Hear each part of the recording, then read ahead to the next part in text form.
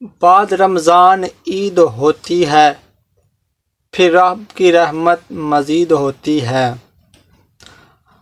جیسے جیسے دن گزرتے جا رہے ہیں ویسے ویسے عید قریب آتی ہے تو بچے اپنے والدین سے ضد کرتے ہیں کہ ہم نے کپڑے لینے ہیں، ہم نے جوتا لینا ہے، اور بہت ساری آزمائش کا سامنا بھی کرنا پڑتا ہے والدین کو۔ تو آپ نے قرآن کریم فی شان حبیب کی بس ایک سورت مبارکہ پڑھنی ہے، پھر دیکھیں اللہ کریم جل شانہ آپ پر کس طرح کرم نوازیاں فرماتا۔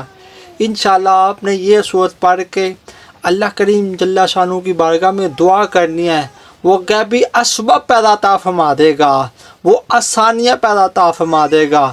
وہ رب کریم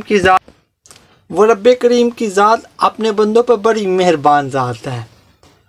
تو چلتے ہیں وظیفے کی جانب۔ بسم اللہ الرحمن الرحیم۔ محترم ناظرین، السلام علیکم ورحمۃ اللہ وبرکاتہ۔ میں امید کرتا ہوں کہ آپ تمام دوست اللہ کے فضل، اس کے کرم اور اس کی رحمت کے ساتھ ٹھیک ہوں گے۔ تو آئیے ایک مرتبہ میں اور آپ مل کر پیارے آقا آخری نبی صلی اللہ تعالیٰ علیہ وآلہ وسلم کی پاک طیب طاہر بارگاہ میں مل کر درود پاک پڑھتے ہیں۔ صلاۃ و سلام علیکہ یا سیدی یا رسول اللہ وعلی آلک و صحابک یا سیدی یا حبیب اللہ۔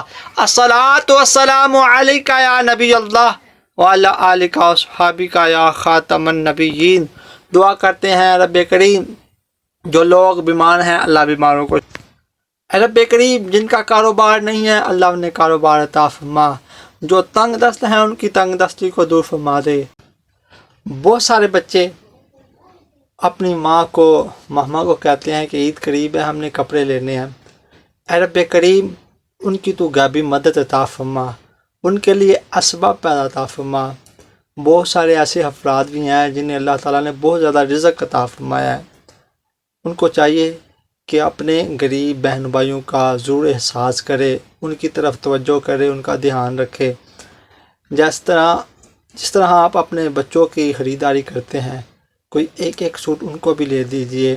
اور جو لوگ فیکٹریوں میں کام کرتے ہیں، جن کی آمدنی کم ہے، ان فیکٹری مالکان کو بھی چاہیے کہ رمضان میں اخراجات بڑھ جاتے ہیں، دن بہ دن مہنگائی ہوتی جا رہی ہے، تو کوشش کریں وہ بھی اپنے ورکروں کا خیال رکھے۔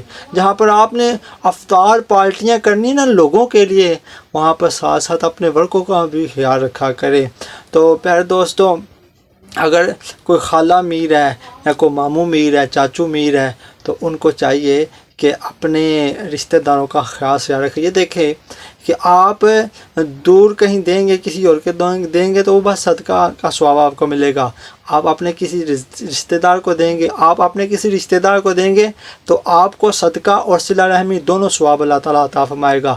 اب آپ نے کرنا کیا ہے؟ اب آپ نے کرنا یہ ہے کہ صبح سویرے آپ نے نماز فجر ادا کرنی ہے، اور نماز فجر ادا کرنے کے بعد آپ نے بس ایک دفعہ قرآن پاک کا دل سورہ یاسین پڑھنی ہے، سورۃ یاسین شریف کی تلاوت کرنی ہے۔ بدقسمتی کی بات یہ ہے کہ ہمیں قرآن پاک صحیح پڑھنا بھی نہیں آتا، تو سورۃ یاسین شریف پڑھنے کے بعد پھر آپ نے مکمل جب ہو جائے 10 منٹ لگیں گے آپ کے، پھر آپ نے اللہ کے حضور دعا کرنی ہے۔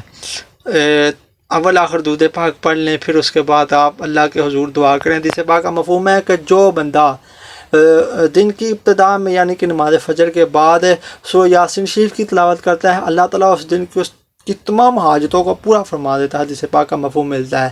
تو پھر سارا دن آپ استغفار بھی کرتے ہیں۔ استغفر اللہ کی فضیلت میں یہ آتا ہے کہ جو بندہ استغفار کو اپنے اوپر لازم کر لیتا ہے نا، اللہ تعالیٰ اس کو وہاں سے رزق عطا فرماتا ہے جہاں سے اس بندے کو گمان بھی نہیں ہوتا۔